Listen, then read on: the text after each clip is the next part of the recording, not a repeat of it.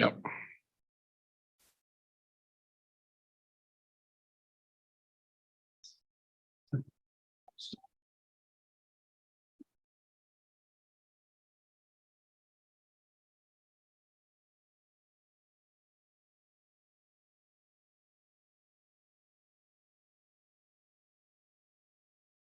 Sounds good. Thank you, everyone.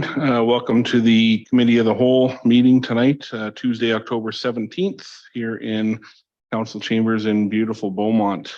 So tonight we have Councillor Monkoff-Swain joining us via Zoom. So he's up on the screen, and we have the rest of us in Council Chambers. So I'd like to call the meeting to order, and I'll start with the land acknowledgement. The City of Beaumont respects the histories, languages, and cultures of all First Peoples of this land, whether they be of First Nation, Métis, or Inuit descent, and appreciates that their presence continues to enrich vibrant communities across the land. As we gather here in Treaty 6 territory and the homeland of the Métis Nation, we acknowledge that we are all treaty people and have ongoing responsibilities to protect and honor the treaty, the inherent rights of the people, and the land. Thank you.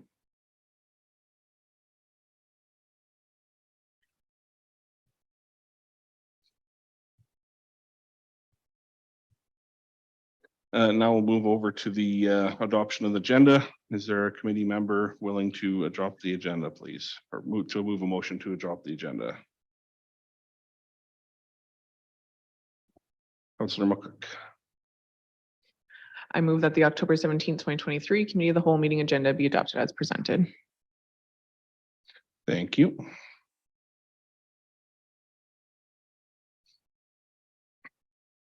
Start the vote, please. Councillor Monkoff-Swain, how do you vote? In favor. Thank you.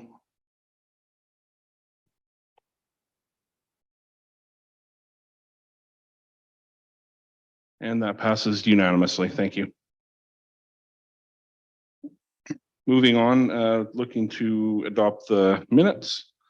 Looking for a committee member to move the motion to adopt the Committee of the Whole minutes from September 19th, 2023.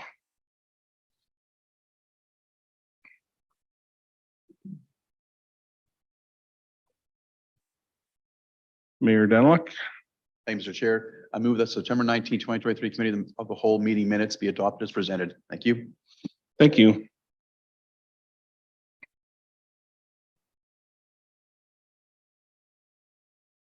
Please vote. Councillor Monkoff-Swain, how do you vote? In favor. Thank you. And that carries unanimously. And with that, we'll move on to section 4, presentations and delegations. And we would welcome the first presenter of the evening, the Beaumont Blues and Roots Festival presentation. If you'd have a seat up front and state your name and just speak right into the microphone, and I will, if you could press the red button on there, on the right. Perfect. There, you're good to go.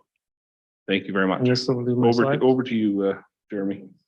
Okay, my name is Jeremy Cornell, and I'm here to represent the Beaumont Blues and Roots Festival tonight. Thank you, Chairperson and Mayor and Council, for having us out again for the 16th year in a row. We are always happy to bring the great news of our event here to Council. How do I move the slides? Is this little button? There we go. Yep. So our organizing committee wishes to send their thanks. Some of them are here tonight, not everyone. We have actually expanded to 22 members this year, each person bringing a passion for the event, a love for Beaumont, and a diverse skill set, making my job a lot easier every year as we go on. We're also very excited to have 3 youth members under the age of 22 who are all managers on our team and running areas at the festival on their own and setting the stage for the future of the BBRF with the young people of town.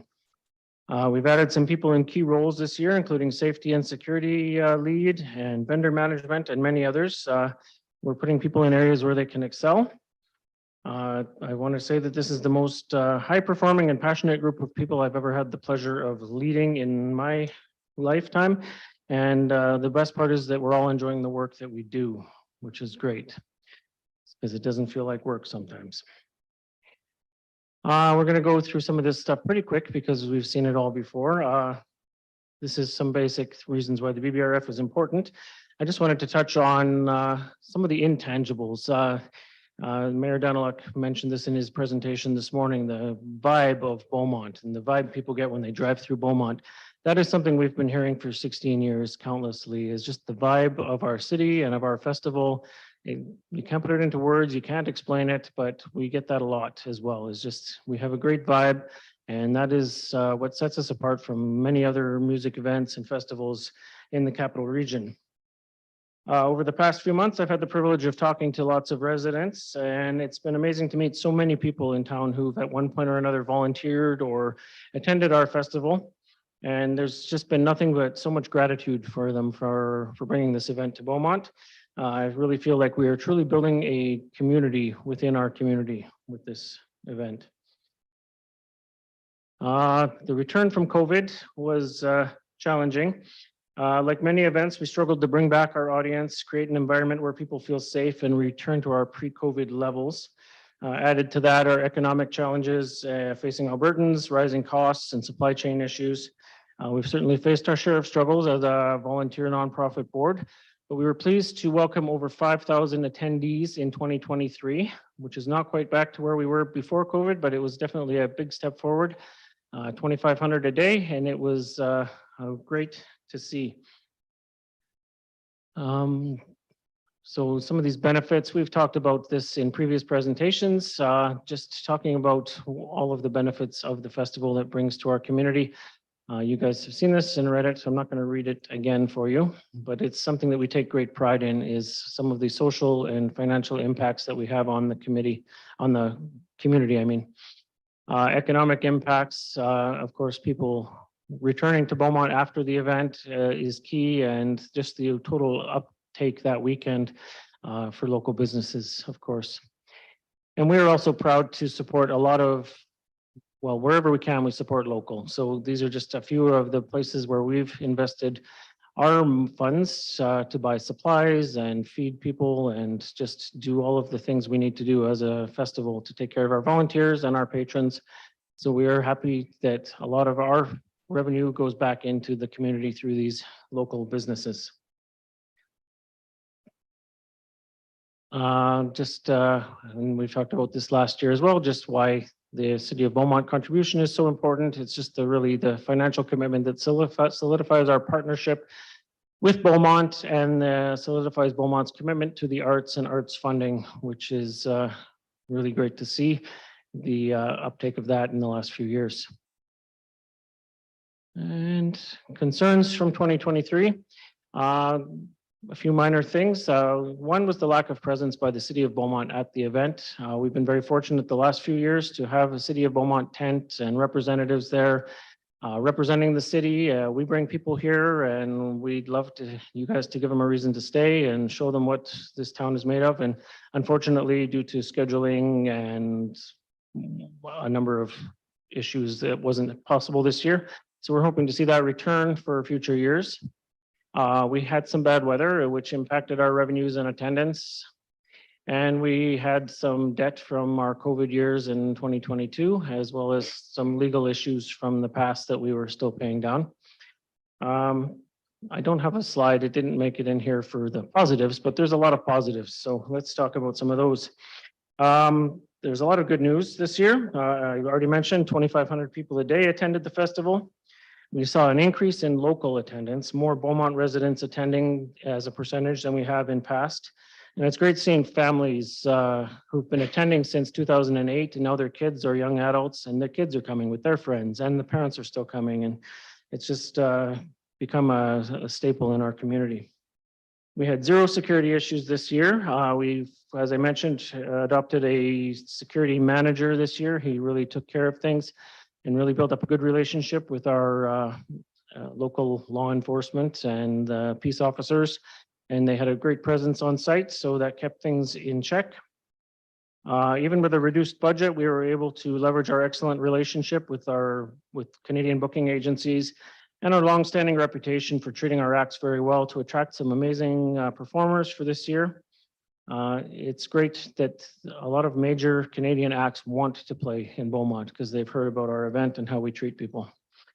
Revenues were a challenge, as I mentioned. We've noticed that people were spending less as they have in the past. Obviously, people have tightened their budgets, the cost of living has gone up, and the first thing to get cut is entertainment. So they were buying a few less beers and a few less souvenirs, and that impacted our revenues slightly.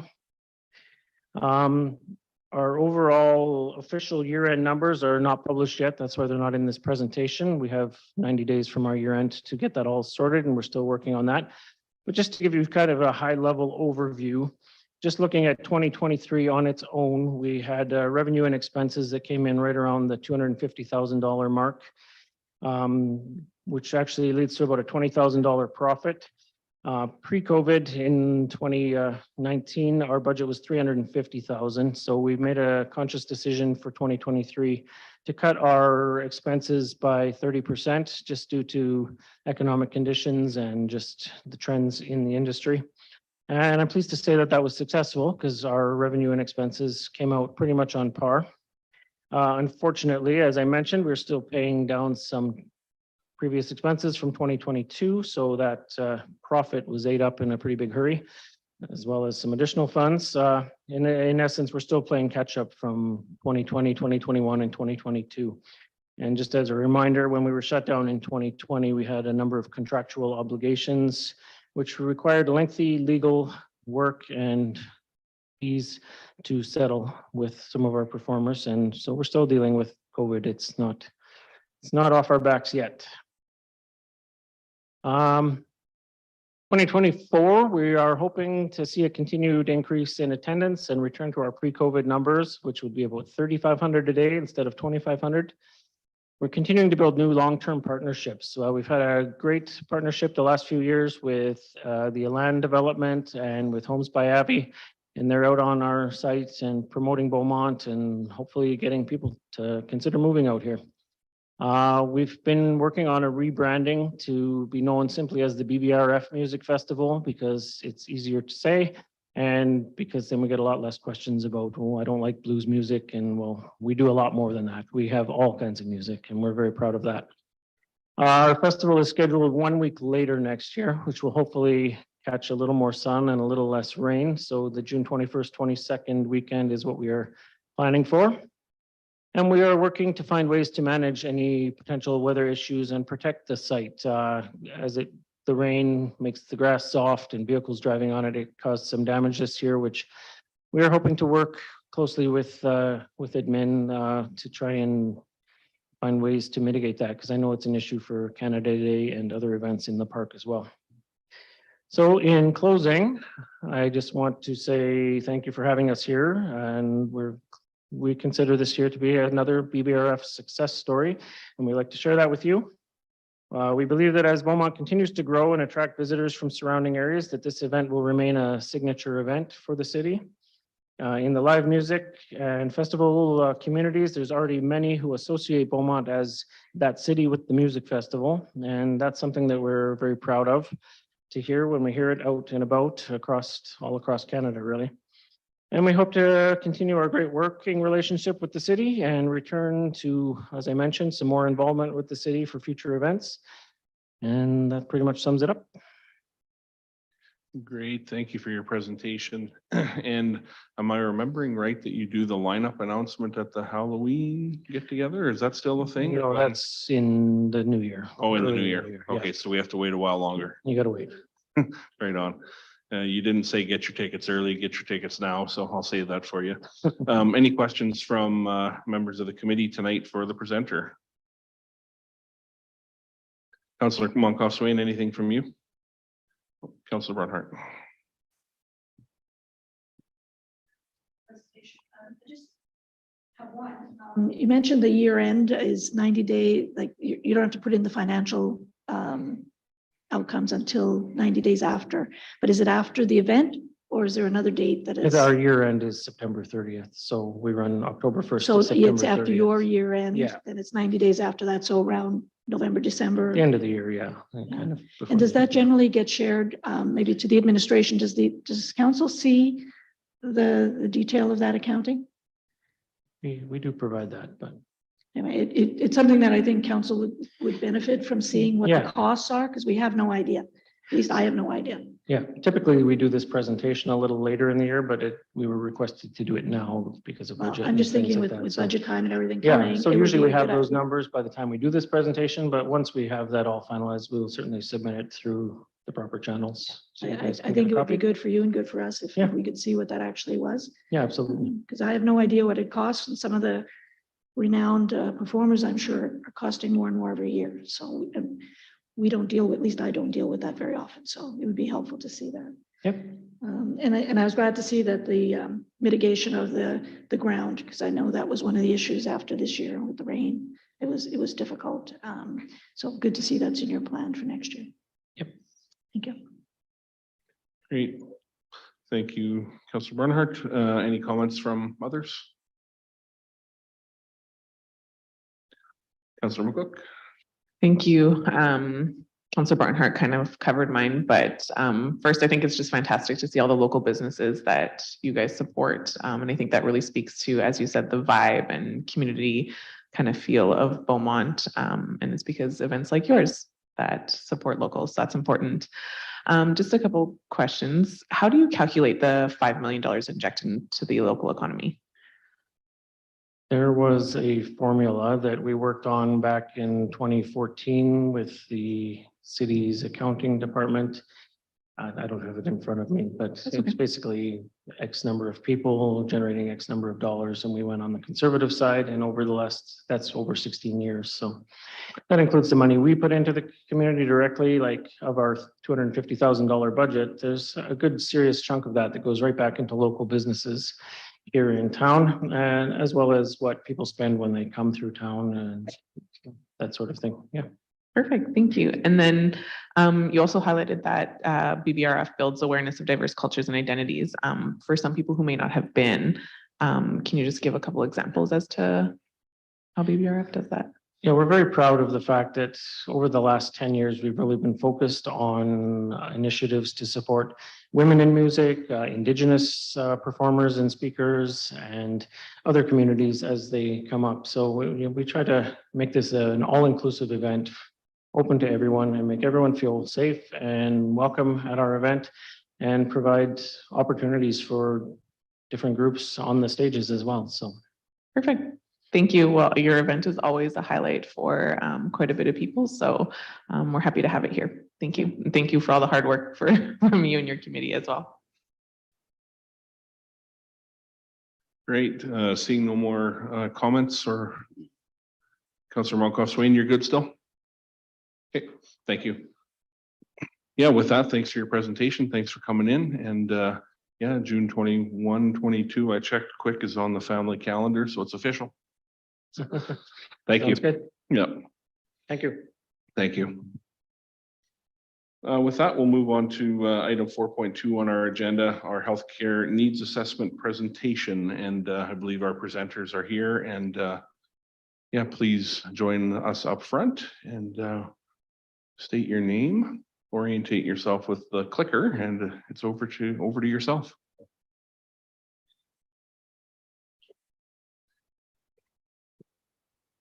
Well, thanks very much for having me here today. My name is James Richardson. I'm with MNP, partner in the consulting office in Edmonton. And I have the pleasure of working with the team, both the MNP side, as well as City of Beaumont and some of the other partners on this project. Sounds good. So- We'll just kick over to administration. I was a little bit quick to the draw here, just for a brief intro. Thank you, Councillor Van Newkirk. I just wanted to give a brief context setting and introduce James himself, if you wouldn't mind. Yeah, please. I'm Cassandra Squires, Manager of Strategic Initiatives, and this evening, as you've heard, we have James Richardson from MNP, who is here to present an update on the Community Health Needs Assessment.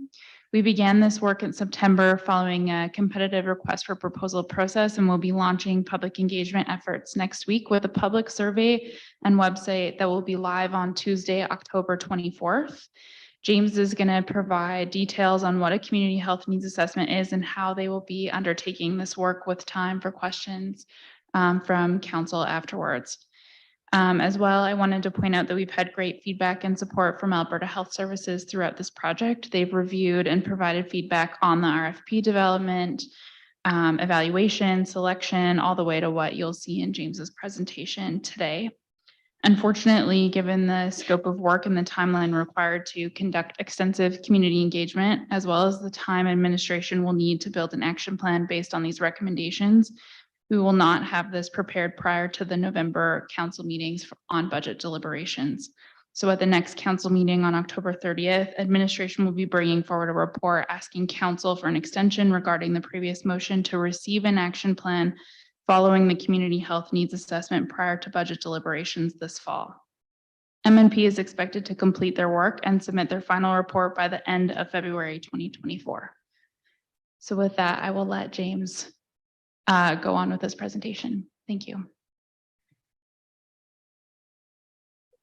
Great, thank you. Over to yourself. Thanks, Cassandra. I guess I'm just good at following instructions. You say, sit down, introduce yourself, and off I go. But thank you, Cassandra. I think it's great context. So yeah, what I'm looking to do today is just kind of give you an overview to mayor and council and those that are in the gallery here as well. What is the project? It's actually, when we're talking about what is the project, also what it isn't. And a little bit around the timeline, some of the key activities, and what we hope to end up with. And happy to take questions afterwards. So yeah, would you mind speaking up into the microphone just so Councillor Monkoff-Swain can hear a little bit better? Absolutely. Perfect. That'll do. Thank you. That happens to me often. I can always hear myself, but never sure if other people can hear me. That's right. So I'm going to talk about the project scope and approach, which is pretty much how we're doing the project. Then a key element of the what we're doing, stakeholder engagement plan. So when we're talking to residents of Beaumont and some of the other collaborators, partners, key stakeholders. And then what all is involved in a current state assessment. So what does it look like right now? And then from here, what are the next steps, some of the key timing points?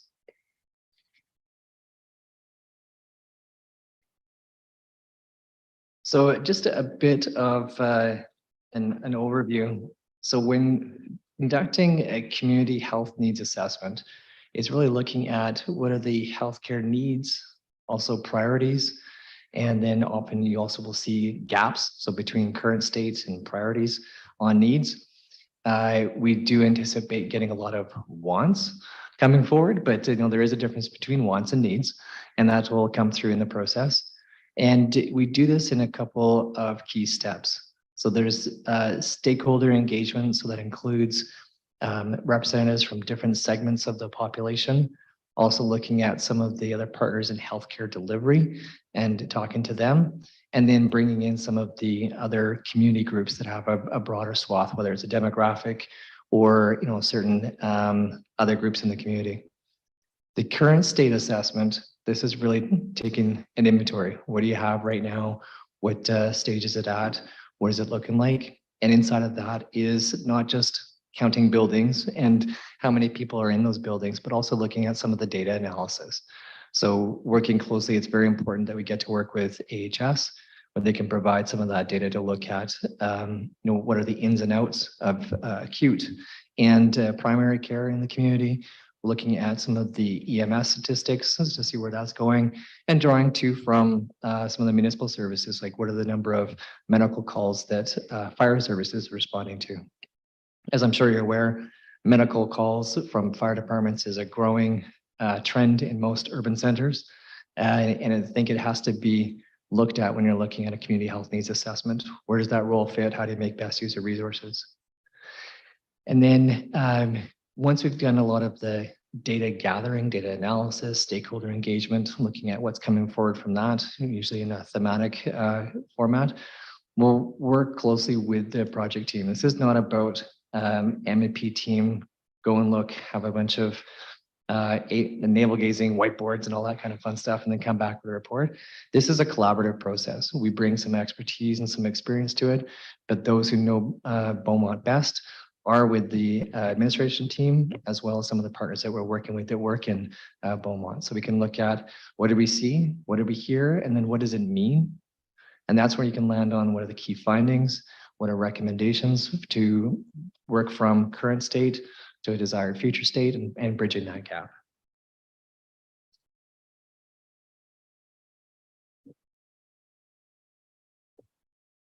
So just a bit of a contextualization as well. So a community health needs assessment is part of a broader approach overall if you're looking to make a difference in healthcare services and community wellness. So I've got the red dotted line around the number 1, the community health needs assessment, what I was just describing that we'll be undertaking. And we'll mention in a moment as to what it is and what it isn't. But that gives you a good sense of what do you have now, some prioritization about where do you want to be, but it is not the be all end all. From there, you can have recommended strategies, but you have to make some decisions on goals, objectives. And then from those, developing some strategies on how to achieve those goals and objectives. And that comes into the planning and then the execution. And the execution can't be done in isolation, as I'm sure you well know. You got to work with the partners who provide the healthcare services, looking at who else is involved in what you're trying to achieve. And it's a collaboration, but collaboration with an end in mind is much more effective than hoping for the best, picking the priority of the day and trying to make some headway. When we first saw this coming out as a project and as an initiative, it was pretty exciting to me and my team because you don't usually get to work with municipalities when you're looking at community health needs assessment. We've worked with a number of Indigenous communities as they're looking to take on some of these roles and what it's a little bit different for them. But recognizing Beaumont and where they're at on innovation and wanting to be on some of the leading edge and the role that you can play on getting a good understanding of where are we now, where do we want to be, and then what does that look like, it's pretty exciting for us to be, quite frank, to be involved in that, help to give some shape to that and give some good information that gives some the fodder for decision making on prioritization and then the ultimate goals and strategies. I don't think I need to spend too much time on what is the municipal role in healthcare, but bottom line is the municipality can't deliver it, but they can do a lot of things to enable it and pay attention to the quality of life and the services that residents need and figure out how do we get it here.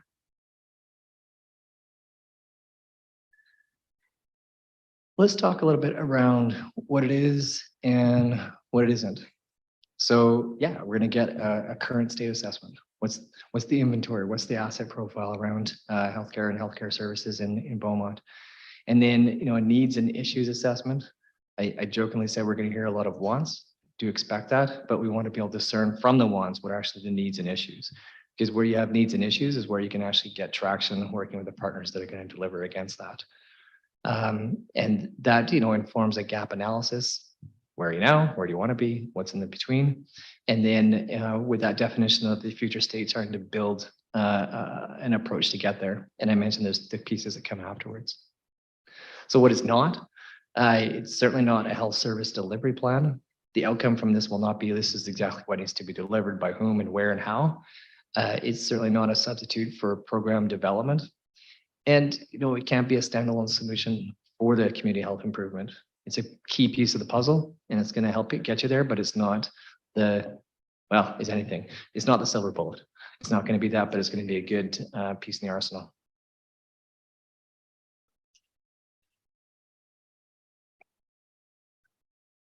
So here's a busy slide. What's important to know here is you have a star. This star says this is where we are now on the project. We've been undertaking a lot of the planning, getting a sense of the stakeholder mapping. I'll show you what a little bit that looks like as to who's available to engage with and how and why. And then, developing the plans, the communication plan, and how we're going to go about and execute. So next up on the docket is in phase 2, and then of course, phase 3 that follows. But in phase 2, this is where engagement starting next week on the 24th when the survey launches. Then we're working with AHS as they're bringing together the data that we can look at to be able to put that into the analysis. So we have some evidence informing it, as well as the what we could refer to as the qualitative information when we're hearing from stakeholders and what their thoughts are. And then also having a good look at some comparison of similar municipalities. And the purpose of that is not to say if they've done it, then therefore Beaumont should as well. It's really, let's look for some ideas. that, you can either adopt or adapt that might help to solve and hit some of the pain points that we discover in the process. So it's about informing, not directing, and certainly not about imitating.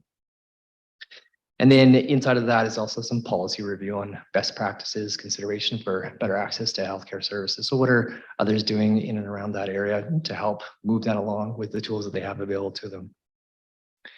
So that's in the period of October through December, so until the end of the calendar year here. And then in phase 3, it's pulling it all together. So what do we hear? What do we see? What does the data say? Working with the team, as I mentioned, to figure out what does it mean and putting it together in something hopefully digestible, readable, understandable, and then come back and present it to council here as to what the findings are from the report. And that will be by the end of February. So what we're calling stakeholders in the project, you would refer to likely as residents and interest groups in Beaumont. So just to give you a sense of how did we get to coming up with a plan of the engagement approach. So we started with a mapping workshop. So this is no different than when you do some kind of brainstorming. What's the long list of people that we could engage with? And then a design principles meeting is what are we trying to get out of this?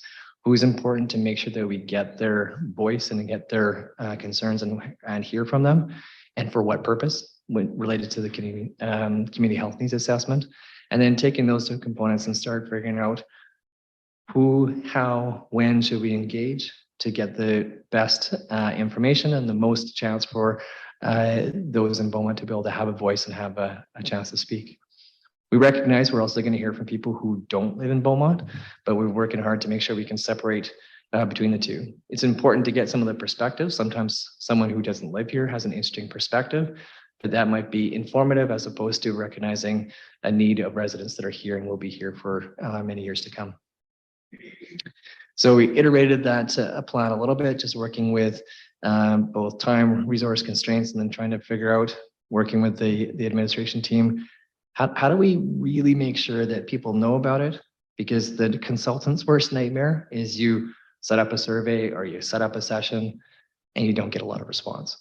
So we've got a great community that has involved businesses and everything else. So we've figured out a strategy that gets people to one place, which is where the survey will live on the City of Beaumont website. They can take the survey, and now they've already been to the place where they can start seeing some updates as they become available. And leveraging other businesses, other partners to tell their constituents and their people of what's happening, where to go, and where to have your say.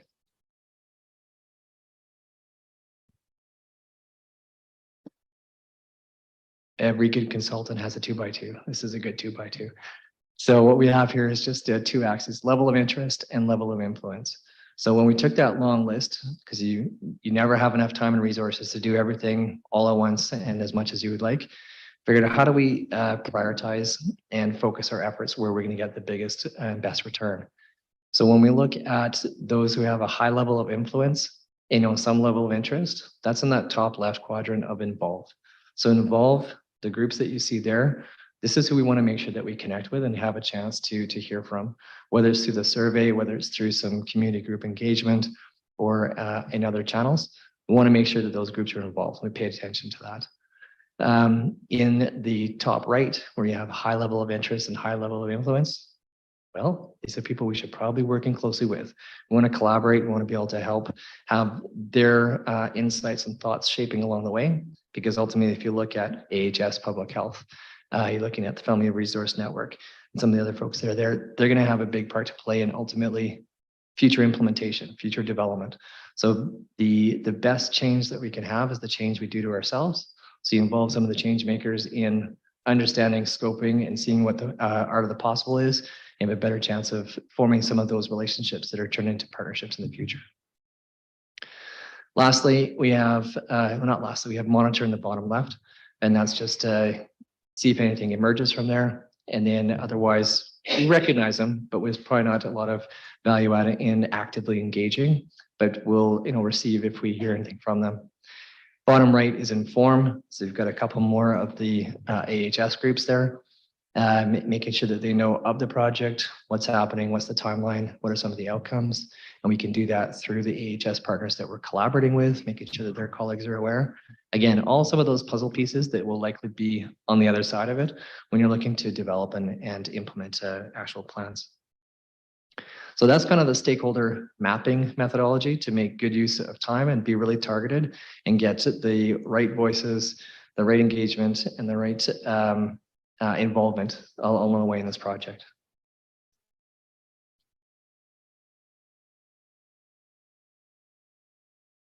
So to put it in nice visual and easy to digest, the survey, which opens on the 24th and runs until December 8th, this allows us to get at all of those key groups there down the left-hand side.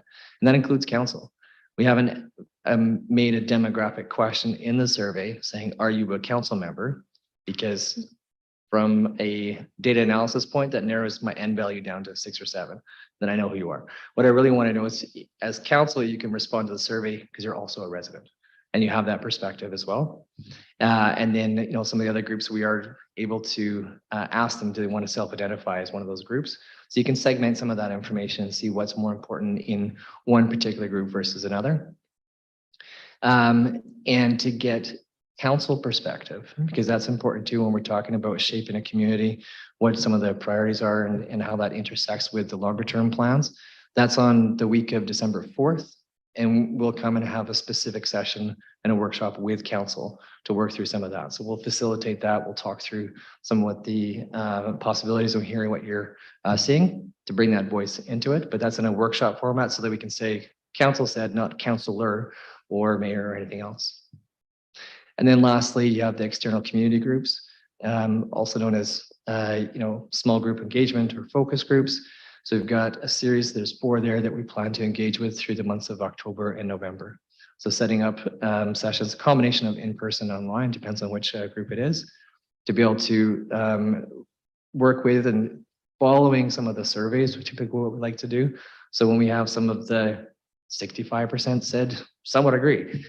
That's a great data point, but then we can have in a small group session saying, and what does that mean? What does that mean? Why do you somewhat agree? What's good about that? Or more importantly, if you disagree.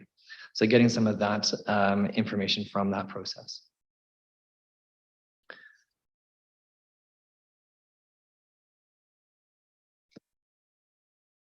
I alluded to it, and maybe I guess I did a spoiler alert in my own presentation, but the survey will be posted as a link on the City of Beaumont website. So as soon as that's good to go, I'm sure there'll be communications from administration to inform you what that looks like. And then what you'll probably see throughout the community in various places is QR codes. So those with a smartphone, they can have a look at that QR code, and that takes them right to the website, and it's going to be in big, bold, take the survey now. You can tell a lot of people, you can remind them to that when they get home, but the best chance to catch somebody to get them an answer to a survey is like, you could do it now. QR code, link, start. And we've designed it so that it's about, depends on how fast you answer the questions, it could be anywhere from 7 to 25 minutes. We're also going to be working and setting up the ability for a couple of the community partners, example, the library, with a kit to be able to, if anybody comes in and wants to be able to use a library computer to answer the survey, it's right there in the forefront, and you've got easy to follow instructions to make sure that the person is supported to be able to have that opportunity. The city is also mailing out postcards. You've got a great list of where people live and a way to send that out to them. So you'll have that notification and they'll have a chance to receive that while the survey is still open. Again, it'd be QR code and also probably the URL. Either way it gets you there. I'm not worried about how you get there. I'm more interested in when you get there and you please complete the survey, because I don't like incompletes. I like completes. Social media campaign as well, and then in the newspaper. So no lack of opportunity for residents to see the chance to have their voice and to help shape some of the data that's going to inform community health needs assessment here in Beaumont. So after all of that, what will we do? Well, we'll summarize the results after the survey closes, and that will be analyzed and presented in what we call a what we heard summary. So, and there's the easy to do part, which is this is the question and this is the segmentation of answers. Then there's the secondary pieces that looks at, cross tabulation. So, but if we ask the same question, did seniors answer differently than rec users? Did small families have really specific viewpoints? That'll be of interest, and certainly, helping to inform prioritization and needs, and hopefully separating from wants.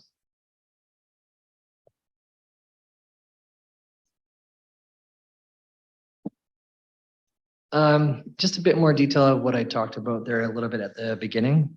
So we have the data review, looking at review of some of the comparator municipalities, trying to make sure we have a look at but not trying to make sure, we will look at the policy and the bylaw to see if there's anything in the way, anything that might be missing compared to what we've seen elsewhere, to help inform that, gap assessment and some of the strategies and approaches you could take from a recommendation piece.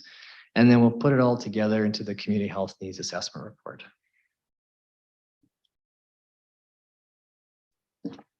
So after James leaves, what happens after that? That's the good question. So 24th must be burned into your brains by now, is when the survey launches. And you know what? It's a great opportunity for council members, through the channels that you have in the community, to also be one of the voices that says, this is what it is. This is where you can get to it. Have your voice. We want to hear from you. We've got the community group meetings through October, November. And then we'll see you in the week of the 4th for the council specific workshop. And then ultimately working through a few other processes. And by the time we get to February, and it's supposed to be a really light winter, so not a lot of snow, but probably some white stuff around, we'll come with the final presentation of the findings from the whole process, and the findings as well as ensuing recommendations for the city of Beaumont to proceed further. That's the end of the things that I have to say.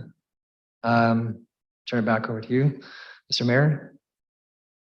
Deputy Mayor and last meeting as committee of the whole chairperson. What day is the survey launch? I can't remember. Okay, October 24th. I'll have to check my notes. Yeah. Right on. Yeah, thank you for the presentation. I would like to open it up to questions from the committee. Councillor Munkoff-Swain, maybe your motion got us here. Do you have some comments to start, or feel free to unmute yourself and the floor is yours. Thank you.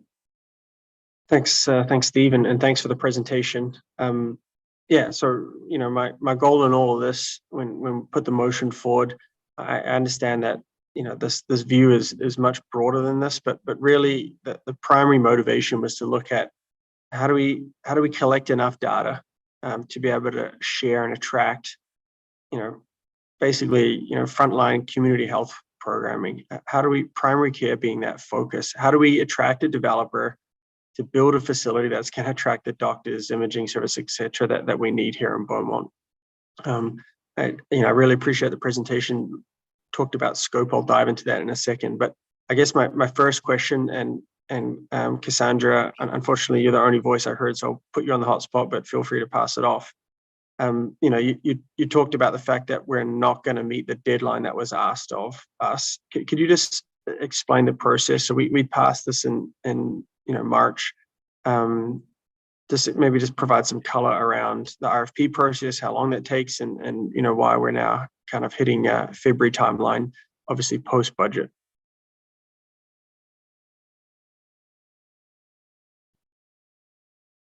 Thank you. Through the deputy mayor. Oh, am I alive? You can hear me okay? All right. Through the deputy mayor to Councillor Munkoff-Swain, thank you for the question. There we go.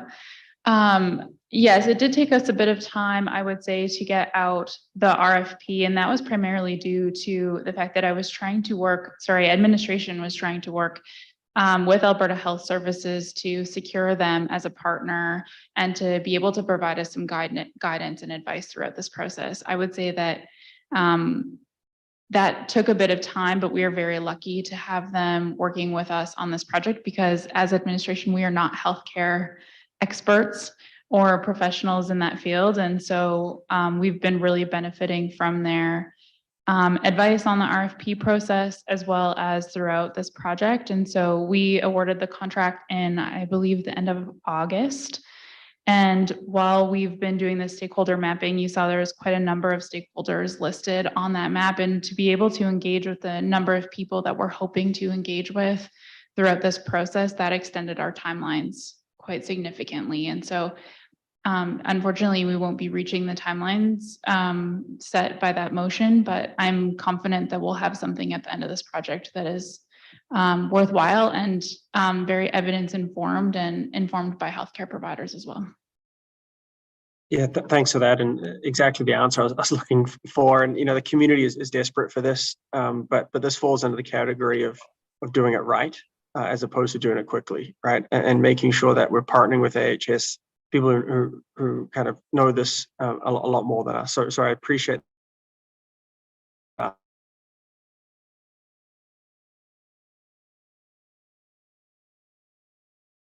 We'll just see if he comes back to life here in a second. If he's frozen out, we could wait for his signal to get better. Is there any other committee members that have questions in the meantime? Questions or comments? Okay, if and when Sam pops back, Kathy will, if and when he pops back, we'll try and let him finish his train of thought, but perfect, you're up. Ready? Okay, thank you. Ready. We're waiting for you, Sam, if you can hear us. My question just to the presenter. I'm assuming when we talk about community health, it's not only physical health. And I see that we have social service providers and others involved in FCSS. Am I correct in that assumption? And can you speak to that a little bit more? Because I know, well, I don't know for sure, but I know Alberta Health Services deals with physical health for sure. Is it a separate entity we should be dealing with, like CMHA or any other ministry, or is AHS going to be covering both from an expert point of view?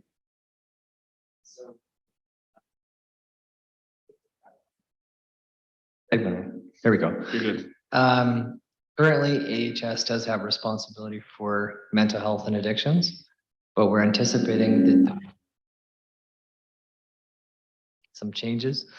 There'll be some changes, and then it'll be more with the Department of Health, and there's also the Department of Mental Health and Addictions.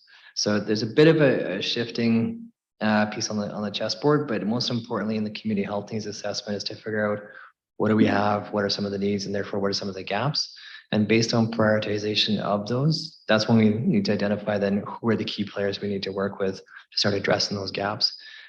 Because when you look at family and community social services, there is equal parts from some of the funding that the city puts in, but also from a different provincial department where that funding comes from, and a whole series of other community partners that would be involved in that as well. So I hate to look at who needs to be in the list of the key partners until we get into what are the actual needs, the prioritized needs. But I think you're right. The next thing to do is to then link up what are we trying to accomplish and who needs to be involved to get a good job done of that. Thank you. Yeah, thank you, Councillor Barnhart. Sam, it looks like we have you again. You can pick up where you left off. Yeah, sorry about that. Clearly, Ottawa needs to get some lessons from Beaumont about creating a high-speed internet here. And if this cuts out, I'll switch to my phone. So where I was trying to go was effectively we've got the budget coming up here. I don't want to miss another year waiting. This is an urgent need here. Has administration thought about how we could potentially look at placeholders, or is this kind of an off-cycle thing that we could potentially look at when this comes back in February? Not knowing what we're looking to spend, it's a revolving target, but just curious if administration's thought about how we can handle the upcoming budget process, knowing that this is one of our key strategic priorities. CAO, over to yourself. Yes, thank you very much, Councillor Monkoff-Swain. As you know, we can adjust the budget at any point in time. So if something jumps out at us in February, it's a nugget that we need to pursue right now, then we can adjust the budget. We also have the spring review and adjustment too. So that this timeline should not prevent us from doing anything next year. Great, thank you. And just one more question, and maybe to the presenter. You spoke about building blocks. I'm just curious on how creative you're going to be here looking at this. Obviously, you talked about healthcare, not that's right in the provincial mandate, not necessarily for us, but there are things that we can do. are we looking at things such as, whether it's tax breaks for medical facilities or whether it's an attraction program for bringing in foreign doctors? I don't know if any of these are good ideas or not, but are you guys going to bring back some tangible things that this council can look at to actually put into action on top of, the data? But I'm looking for more specific. When you say you're looking at bylaws and policies, are you looking at other municipalities? Are you guys going to get creative and say, here's 3 or 4 ideas that could speed this up? And again, I'm going back to my primary objective of getting some doctors within our community. Yeah, and I think I understand the question is, with the information and the data that's gathered and the analysis, not just about identifying the problems and the future state, but what I'm hearing is that will we be recommending some of the strategies that is available to the municipality and to the city to be able to address some of those and take action? Yes, that is the plan to be able to bring that into it. What we want to be able to focus on is, and giving a good product to the city and to both council and administration. What does the data say? What does the data say to be able to help prioritize? Because much like everything else, we can't do everything all at once. But what should we do first and why? And then what are some of the strategies to start moving forward with that? In the results of this project, the community health needs assessment, it will be fairly high level because the future stage is the getting into the details of exactly how and the sequencing and the timing and the steps involved in that. But from a high level strategy, if you want to pick on a potential that might emerge, if you look at the growth rate of the city of Beaumont, and that says based on the current state and where we think it's going to be, we're going to have a shortage of primary care physicians. So primary care physicians will want a place of practice. What are some of the tools that are available to the city? Certainly it's the land use planning. You can think about the permitting, the building, any incentives that might go in with that. Because once they have a place of practice, if that's made it easy, you can remove some of the barriers and perhaps that helps to incent the practitioners to make the choice to be in the city of Beaumont. So maybe that's not the most creative, but that is certainly the immediate tools available to you. And to make sure that you can focus on that while saying, well, if we're making it ready, who's going to make them come and how do we work on that and who can we work with to do so? So let me leave it until we get to the report, but I hear your point and we'll certainly be looking for those, especially if we can point to someone else has done this as opposed to, I don't know, we think this is a cool idea. Maybe you should try it. Yeah. Councillor Monkoff-Swain, did you have some continuity in that answer or do you have a follow-up of any kind? No, I'm good. That makes sense to me.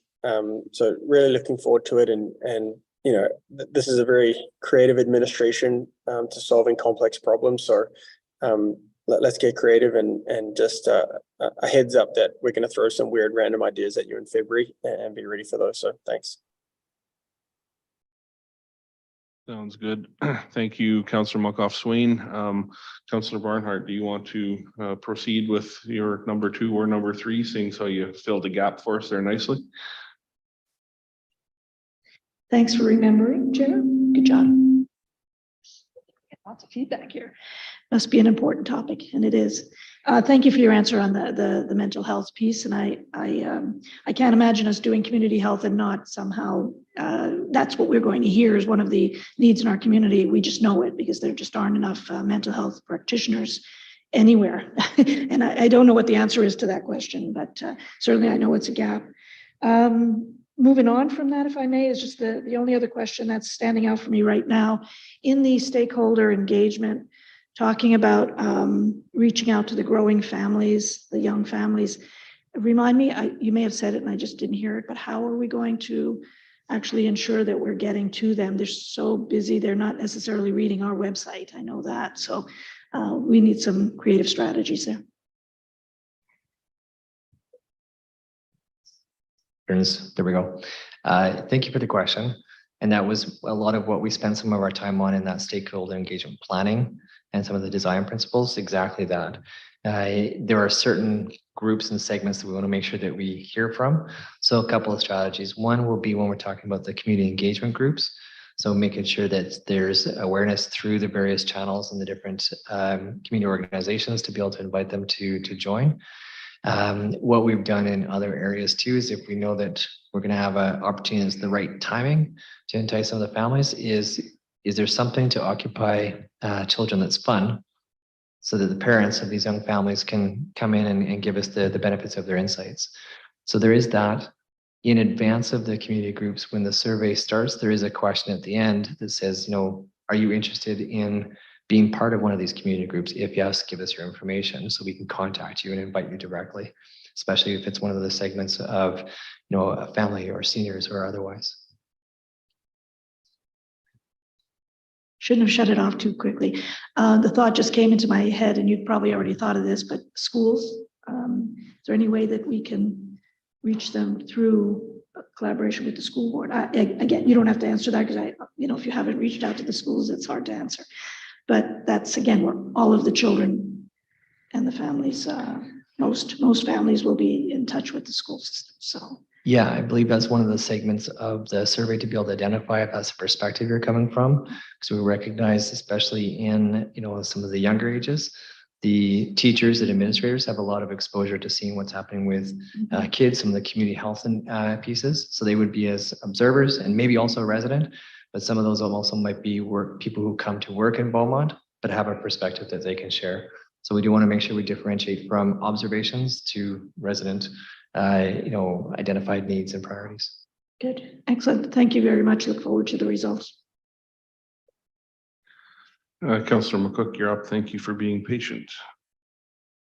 Thank you, Chair. A lot of my questions got answered between the other questions, but I definitely appreciate that you really clarified that this is not a health service delivery plan.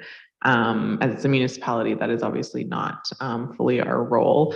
However, as council, we recognize the need, and we have a need for better health services in our city, and we really want to have be really clear on what our needs are as we have to go and advocate at the various levels. I'm also happy to see that the survey will be open for longer than 2 weeks. I think that's really important. I know that's happened to myself as well. I go, oh, I should go fill that out, and then it's closed. Will there be a part of the survey where people will be able to add comments, or will that be worked in throughout the survey? Oh, you're putting me on the spot. I believe there's a couple of instances where you can input some text. Now, practice in survey and survey design and execution, we don't want a lot of text because for two reasons. One, if you give too many characters, they see a lot of things before they say anything. And then part two is the survey is a really good vehicle for quantitative data. So like, where do you fit on a scale when you want kind of numerical responses?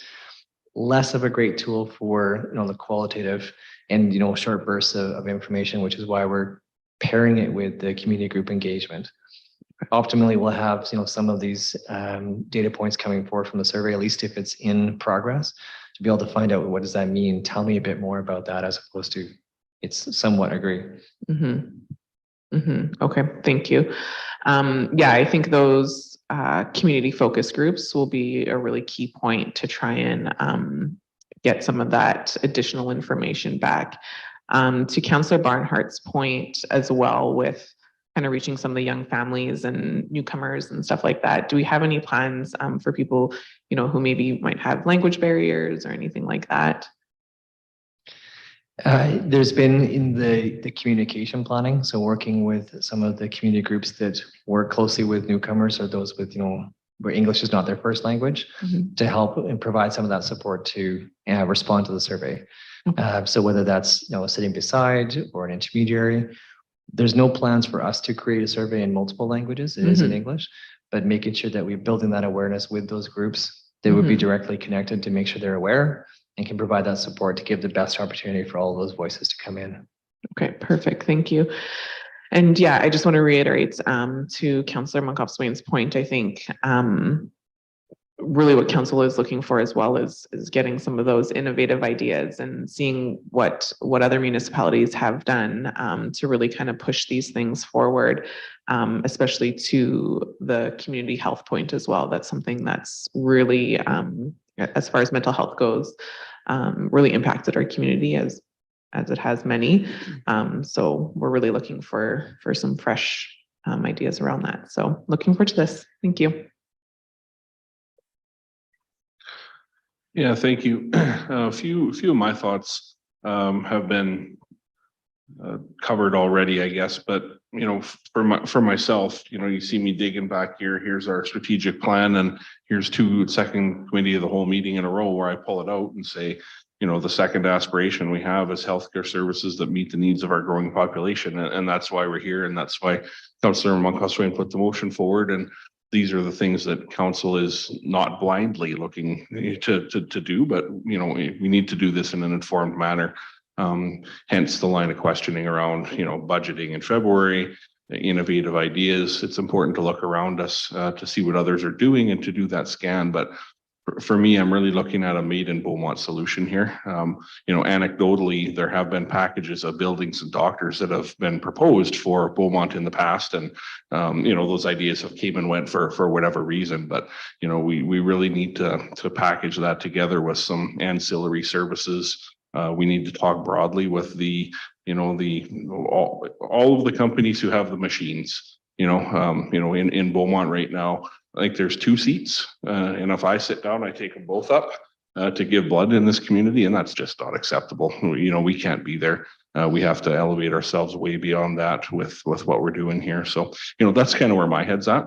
Is, you know, we need to figure out how to move a needle here. I was very happy to hear that AHS is, you know, the willing and able partner, because I don't think we move any kind of needle without the data, without their knowledge, without their connections, and you know, if that caused some of the delays, I think that's okay, because they needed to be there with all their knowledge. So that's kind of where I'm at. No questions, just some comments.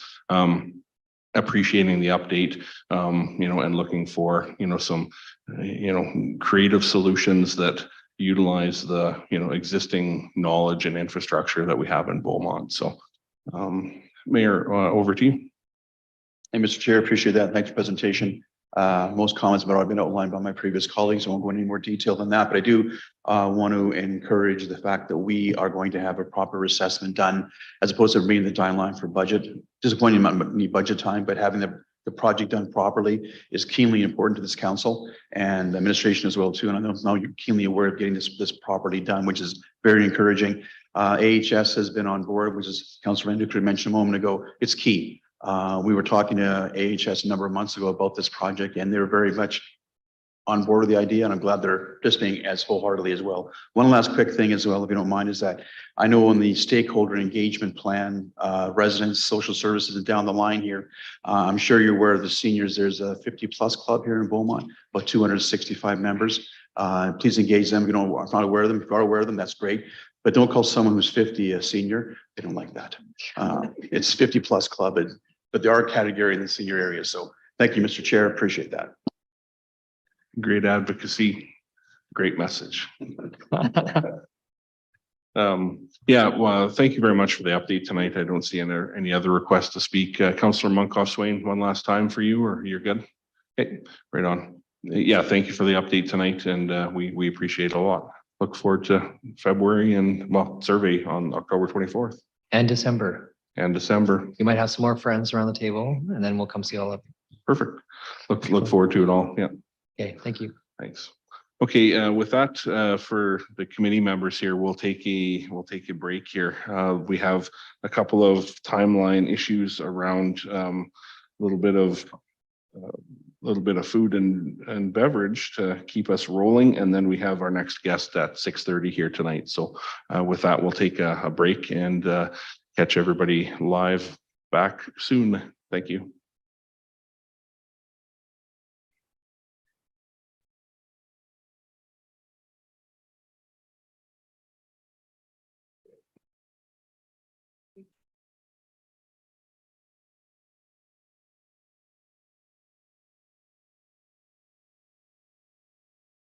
Thank you, and welcome back everyone to the Tuesday, October 17th Committee of the Whole, Part 2.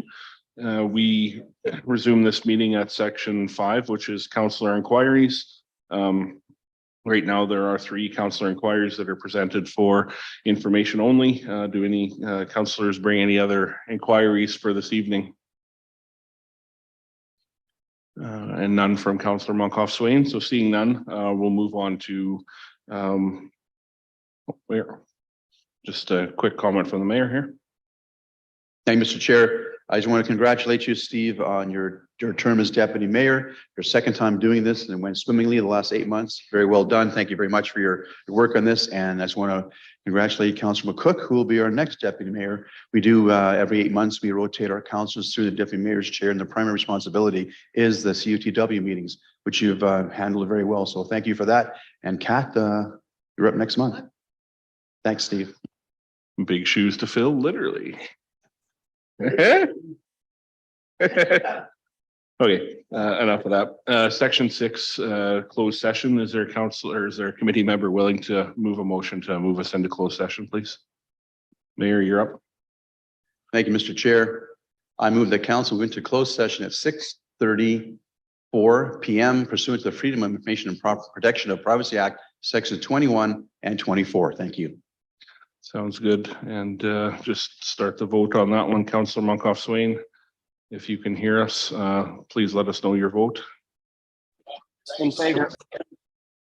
Okay, in favor for Councillor Monkoff Swain. Mr. Barnhart. I don't see your response.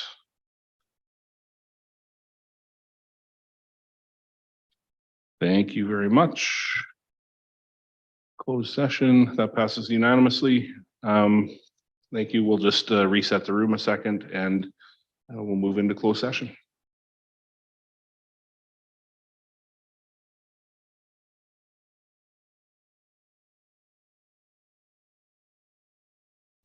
We'll be live in just a moment here.